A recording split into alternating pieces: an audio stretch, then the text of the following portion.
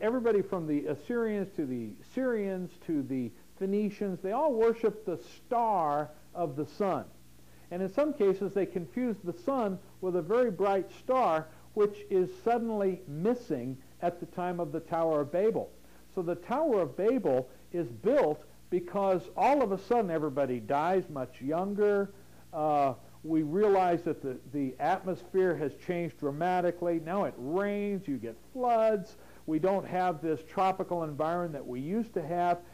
And so the various people, Nimrod and his associates, began looking for the star of the sun, and this was the reason for the Tower of Babel.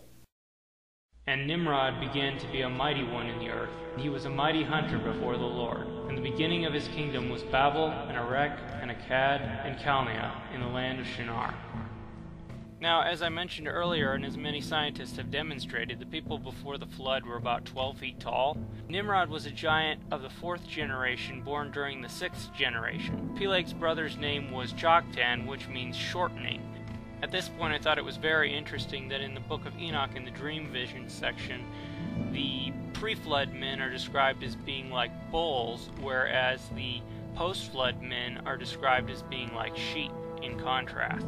From the Genesis 10 account, we know that Nimrod began by following the Lord's command in Genesis 9:5 to kill the beast that kills a man. Mythology seems to indicate that Nimrod probably started out by slaying a unicorn, a lion, and a dragon.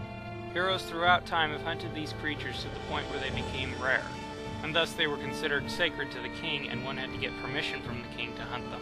Nimrod is also known to have used leopards and dogs and gathered to himself bands of mighty men to aid in the hunt. And the whole earth was of one language and of one speech. And it came to pass, as they journeyed from the east, that they found a plain in the land of Shinar, and they dwelt there. And they said to one another, Go to, let us make brick and burn them thoroughly. And they had brick for stone, and slime had they for mortar. And they said, Go to, let us build us a city and a tower, whose top may reach unto heaven, and let us make us a name, lest we be scattered abroad upon the face of the whole earth. According to the historical book of Josephus, now it was Nimrod who excited them to such an affront and contempt of God. He was a bold man and of great strength of hand. He persuaded them not to ascribe to God as if it was through his means they were happy, but to believe that it was their own courage which procured that happiness. He also gradually changed the government into tyranny, seeing no other way of turning men from the fear of God, but to bring them into a constant dependence on his power. He also said he would be revenged on God if he should have a mind to drown the world again, or that he would build a tower too high for the waters to be able to reach, and that he would avenge himself on God for killing their forefathers.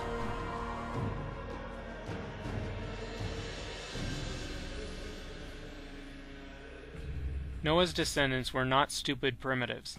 The tower was a massive 7-level pyramidal structure made of brick that had been burnt till it became like crystal. In an article titled Electrogravitational Energy Resonance as a Vertical Energy Ladder to Space, Jerry E. Bayless explains how the Great Pyramid of Giza was designed to be something like a launch pad.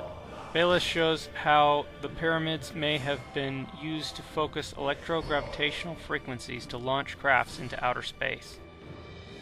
The Tower of Babel was likely patterned after the Great Pyramid for the same purpose. It is universally known that the Tower of Babel was designed to be an astrological observatory. In the Americas, Babel was remembered as the Tower of Kronos. Therefore, it is likely that the tower would have been designed with the purpose of rediscovering and possibly even reigniting Saturn. I will ascend to heaven. I will exalt my throne above the stars of God. I will sit also upon the mount of the congregation in the sides of the north. I will ascend above the heights of the clouds. Does this passage refer to Saturn? Did Lucifer show Nimrod the hexagram on Saturn's North Pole? This is an actual image of the 6-pointed crown pattern in the clouds of Saturn's North Pole.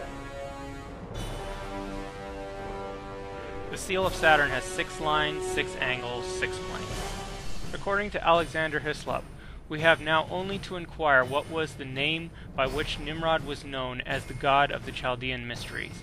That name, as we have seen, was Saturn. Saturn signifies the hidden god. To those who were initiated, the god was revealed. To all else, he was hidden. Now the name Saturn in Chaldee is pronounced Satur, but as every Chaldean scholar knows, consists only of 4 letters, and thus stir. Could this be also where we got our word star? This name contains exactly the apocalyptic number, 666.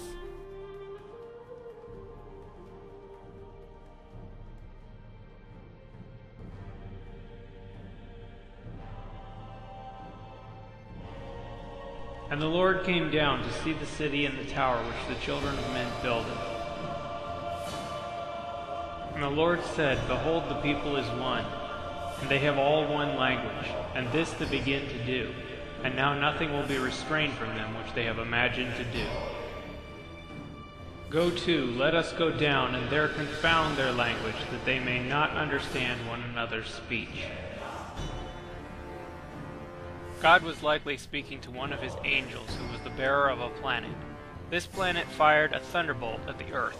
This is known to happen sometimes when 2 planets pass close enough to enter one another's gravitational fields.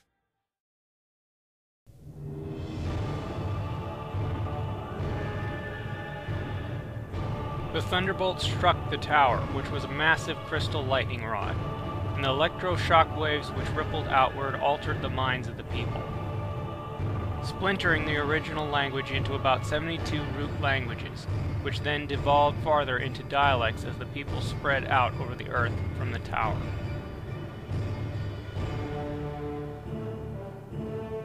Then, according to Josephus, but Nimrod stayed and tyrannized in Babylon.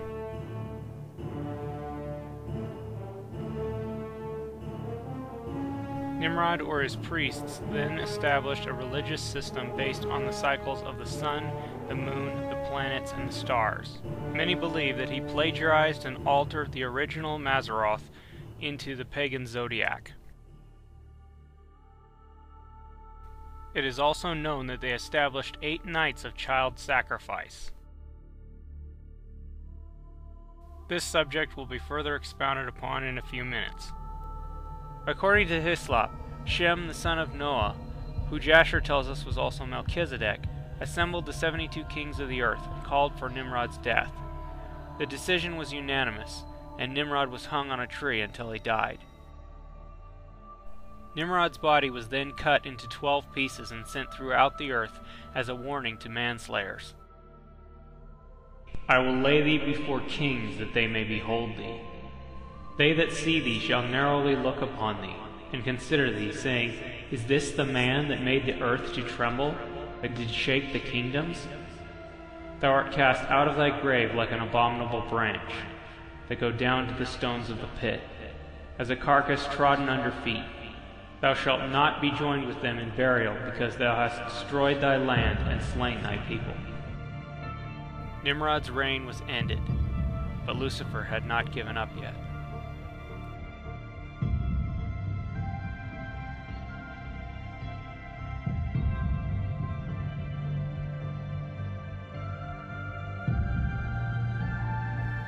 History and mythology agree that after Nimrod's execution, Lucifer impregnated Semiramis, Nimrod's mother wife, with the serpent seed, or star seed. The Nephilim who was born was worshipped by Nimrod's followers as the seed of the woman foretold by God in Genesis 3:15. He was known as Ninus, the sun. He was proclaimed to be the reincarnation of his father, Lucifer, and or Nimrod, depending on which story we're talking about. Therefore, he was given the throne of his father, and protected by Nimrod's mighty men, who referred to him as the widow's son.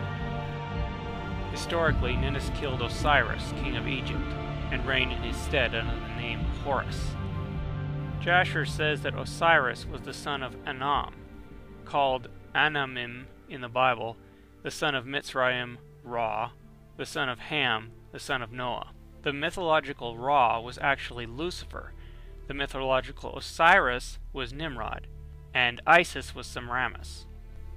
This tablet shows us that history and mythology were combined.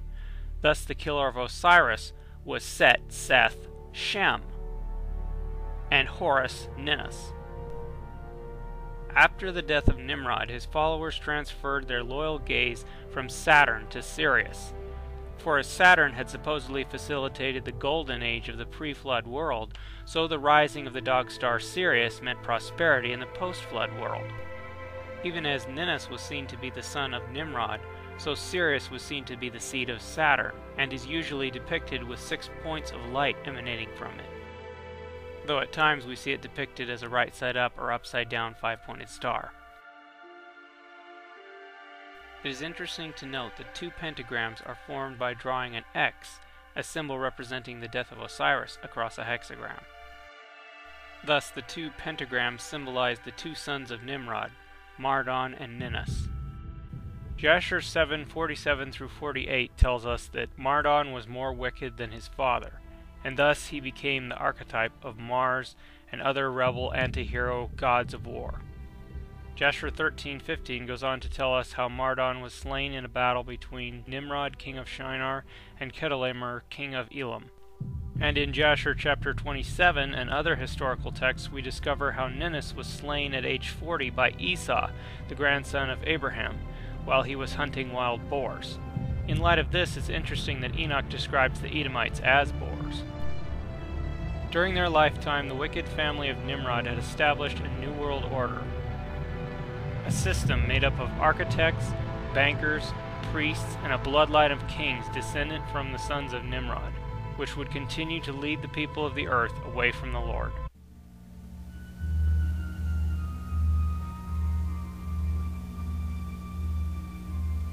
Okay, now we're going to be going into Nimrod's 8 nights of child sacrifice. These are celebrated by pretty much any culture that had any kind of connection to sun worship. The Druids are pretty prominent as being the main ones that were connected with this, and these are witchcraft holidays. Samhain is the highest night of human sacrifice and corresponds to the 17th day of the 2nd month in the biblical calendar. The historical book of Jubilees lets us know that after the completion of the 7 years which he, Adam, had completed there, in the 2nd month on the 17th day the serpent came and approached the woman.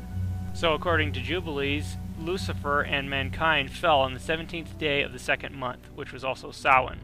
In the 600th year of Noah's life, in the 2nd month, the 17th day of the month, the same day were all the foundations of the great deep broken up, and the windows of heaven were opened.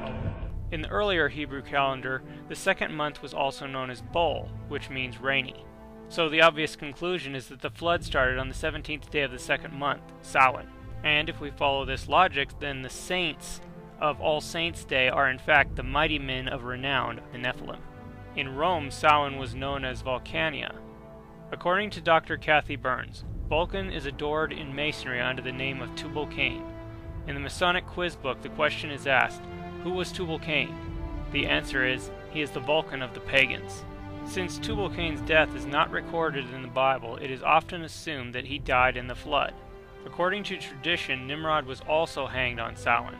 Some of the most dedicated of the followers of Nimrod's religious system were the Canaanite priests of Baal and Moloch, the Druids, the Roman Catholic priesthood, and the American Mayans. According to Dr. O.J. Graham in his book The Six-Pointed Star, Halloween Samhain emanates from the 14th century during the Middle Ages, when the Druids would knock on the doors of the castle, demanding the young maiden or princess for their sacrifices. If they were not given the maiden, they would paint a hexagram on the door to tell the others coming along that all should die in that household. Ostara, or Easter, was the spring equinox festival honoring the conception of Nimrod. On this day, the Canaanite priests of Baal would sacrifice an infant and dye eggs red in the child's blood in honor of Nimrod's conception. Nimrod's birthday was celebrated around the winter solstice on December 25th and was known as Saturnalia to the Romans and Yule to the Druids. And even as the Egyptians had used the obelisk, the Canaanite priests of Baal and the Druids used the groves of fir and cedar and pine trees to represent Nimrod's erected phallus. Each year around the winter solstice, one of these trees would be cut down, dragged home, erected, and decorated with gold and silver balls, and red and white ribbons, and mounted with the six-pointed star. Even as the many-breasted Diana of the Ephesians, so the gold and silver balls represented male reproductive organs, and the red and white ribbons represented blood and seminal fluid, and the star, of course, represented the starseed. Thus saith the Lord, learn not the way of the heathen, and be not dismayed at the signs of heaven, for the heathen are dismayed at them. For the customs of the people are vain. For one cutteth a tree out of the forest, the work of the hands of the workmen with the axe. They deck it with silver and with gold. They fasten it with nails and with hammers, that it move not. Note that the Lord commanded Israel to destroy the groves of Canaan. He shall utterly destroy all the places wherein the nations which ye shall possess serve their gods, upon the high mountains, and upon the hills, and under every green tree. And ye shall overthrow their altars, and break their pillars, and burn their groves with fire, and ye shall hew down the graven images of their gods, and destroy the names of them out of that place.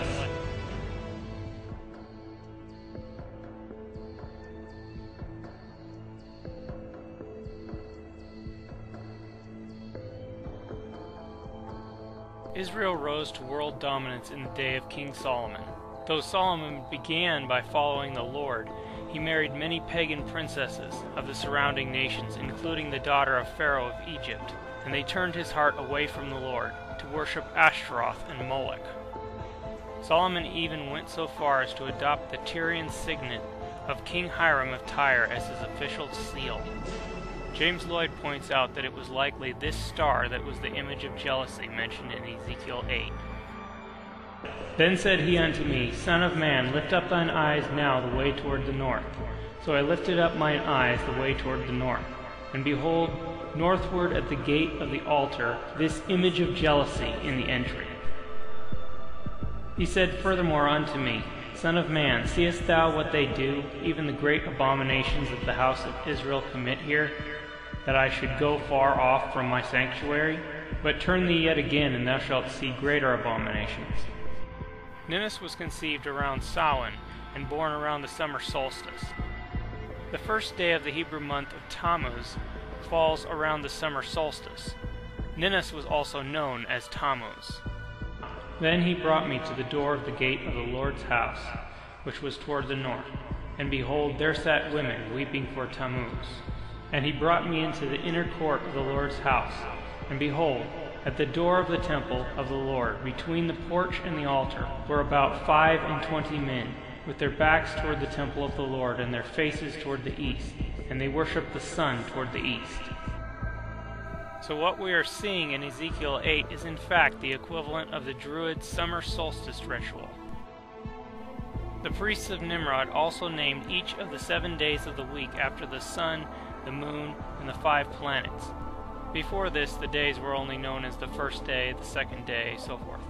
In Scandinavian lands, the 7 days of the week were known as Sunday, Monday, Tuesday, Wednesday, Thursday, Friday, and Saturday. Thus, the death of Nimrod was observed on a Friday, which was considered to be a day of bad luck. As I have mentioned before, the angels were most likely created on the first day of the week, just prior to the creation of light. Thus, Lucifer would have been created on Sunday. Ninus' birthday was also celebrated on Sunday, and Nimrod's birthday was celebrated on the 7th day of the week, Saturn's day. Have ye offered unto me sacrifices and offerings in the wilderness 40 years, O house of Israel? But ye have borne the tabernacle of your Moloch and Kayun, your images, the star of your God which ye made to yourselves. After the doings of the land of Egypt, and after the doings of the land of Canaan, whither I bring you, ye shall not do, neither shall ye walk in their ordinances. And ye shall not walk in the manners of the nation which I cast out before you. For they committed all these things, and therefore I abhorred them. Thou shalt not do so unto the Lord thy God, for every abomination to the Lord which he hateth have they done unto their gods.